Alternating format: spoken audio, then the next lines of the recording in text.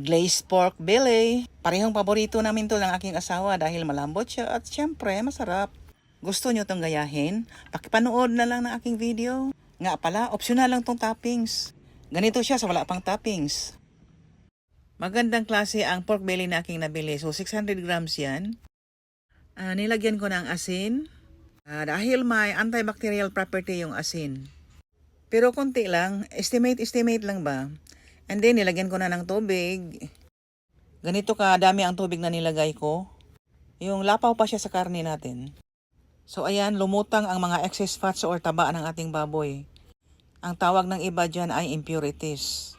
Bali, panghugas na rin itong tubig na to sa ating pork belly. Isalin ang karne sa isang lagayan at itapon na natin yung tubig. So ayan, ang daming fats na dumikit sa ating bowl. Gamit ang paper towel, patuyuhin natin ng konti. Dahil isisir muna natin to. Ang pakay ko sa pagsisir ng ating karne ay upang palabasin ang mantika at maluto siya ng bahagya gamit ang sariling mantika.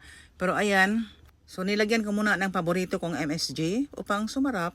O maganda na ang kulay ng ating baboy, di na sila maputla. Baligtarin din natin upang parehong mag golden brown ang bawat pisngi ng ating baboy. Madali lang ang pagsisir ng ating karne. So ito, naluto na siya ng bahagya at i-transfer muna natin to sa isang lagayan. Gamit ang parehong kawali, gamit rin ang mantika na mula sa ating baboy. Magisa tayo ng bawang, mas marami, mas masarap. Bali, ito na ang pang-glaze ng ating pork belly. Ang sunod na ilagay ay 4 tablespoons na brown sugar at saka 1/2 cup na tubig.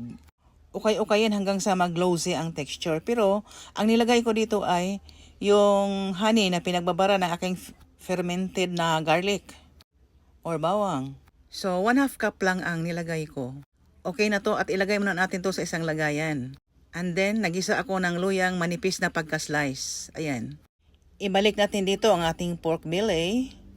Kapag naibalik na ang lahat, lagyan ng black ground pepper. Ang ground black pepper ay may maraming benepisyo. So, 3 grams lang yan or 1 stick. Tumutulong ito sa pag-absorb ng nutrients, vitamins, and minerals. Kung ano mang meron sa ulam na ating nilalagyan.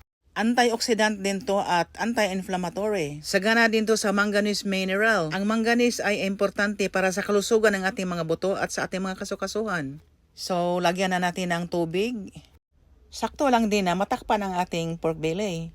Pakuluan sa low to medium fire. Nasa 30 minutes lang ang pagpakulo nito or hanggang sa lumambot na ang ating pork belly. Masarap din to lagyan ng dried jalapeno peppers. Saktong nahubas na rin ang ating sabaw. At ayan, tinetest ko, ang lambot na ng ating pork belly. Ibig sabihin, luto na to.